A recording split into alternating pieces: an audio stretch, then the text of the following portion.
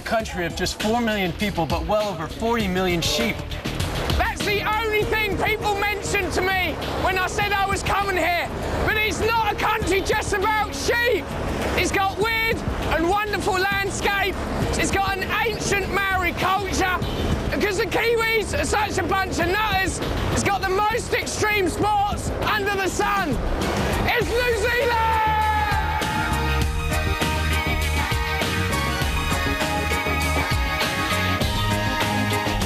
New Zealand consists of 2 large islands in the middle of the South Pacific.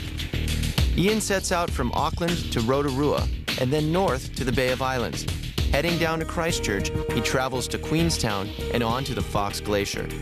My journey starts in Wellington and then on via Masterton to Ngāruawāhia. Flying down to Christchurch, I take the Transalpine train and from Hokitika head to Lake Te Anau and Milford Sound.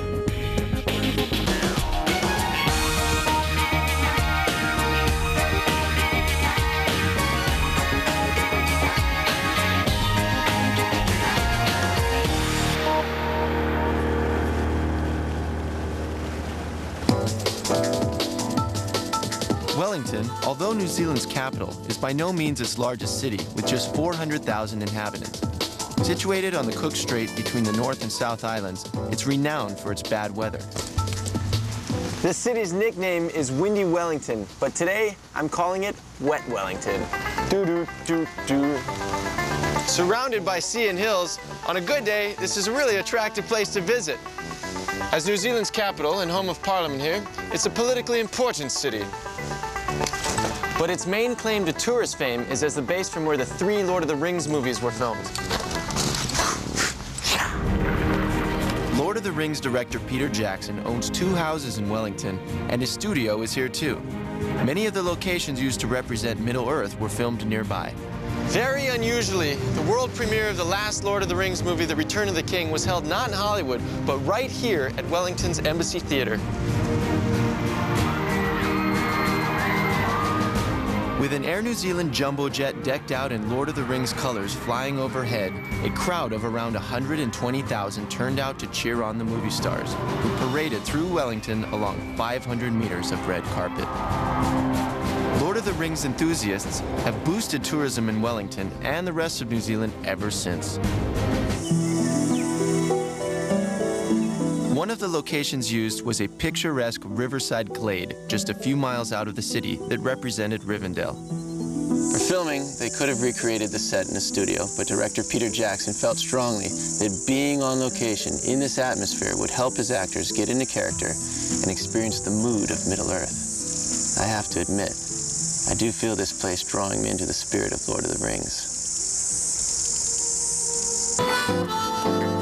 Auckland, New Zealand's biggest city, has the largest international airport and is the gateway to the country for most travelers. Ian starts his journey from here and has found himself an unusual way to get around.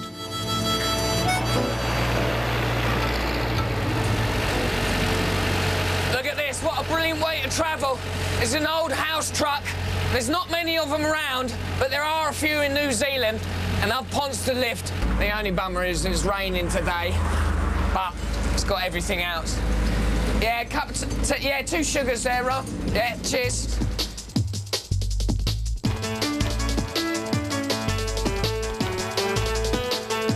Ian is getting a lift with Rob from Auckland to the scenic town of Rotorua.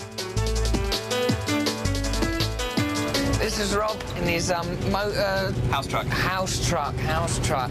And he's been in it for how long? 27 years? On and off on the road for 27 years. Not this in this house truck, but in other trucks and buses. And it was a bit slow, this thing. It's a 1950 model.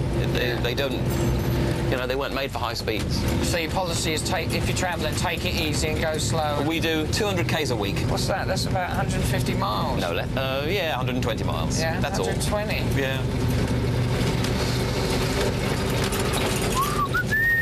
Yeah. Well, I told you, these things take time. Yeah, I know.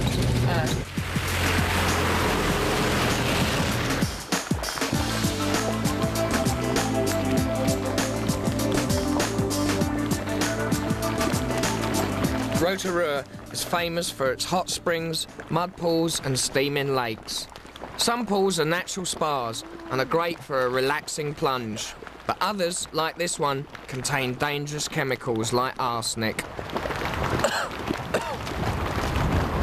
Because Rotorua is on a fault line, there's lots of movement, lots of activity underneath the ground here, and the gases, they bubble up and come out here into sulphur springs, and this whole park is known as the Thermal Wonderland.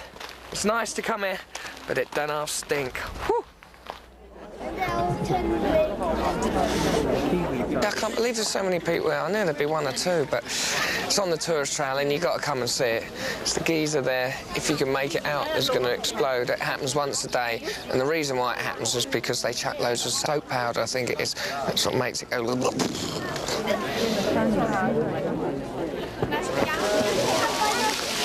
Here she goes, here she blows. Ooh. Whee!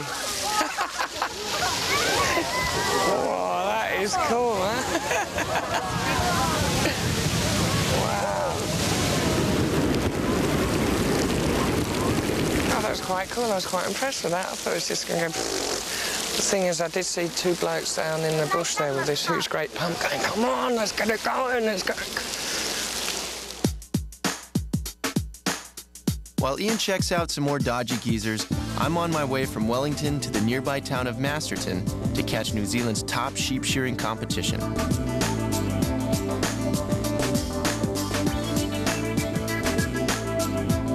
Competitors, get set, go.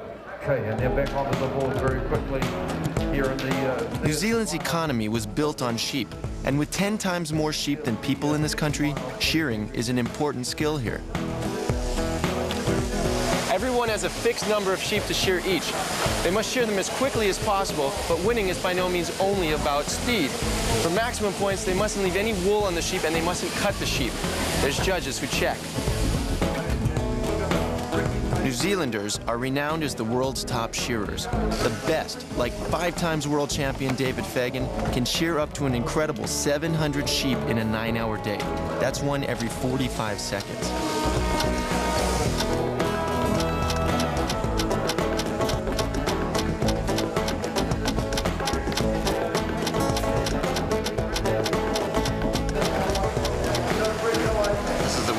Shearing. Yeah. I mean, it's the one everyone wants to win. Yeah, it's got the mana and it's got the prestige and the history. And you won 12 years in a row at one point. Yeah, I've been fortunate down here. It's been good. It's been good to me here. Yeah, what was that like? Awesome. I can't believe I was allowed to do that many, actually. So, do you own any sheep? No, not a lot, no. No? I don't particularly like sheep, really. Really? No, they're a necessary evil. From Masterton, I continue my journey north, heading to Waitomo, where I stay at a motel recommended to me by some people I met at the Golden Shears. Because his motel's way out in the countryside, former sheep shearing champion Billy Black has agreed to pick me up here on this corner.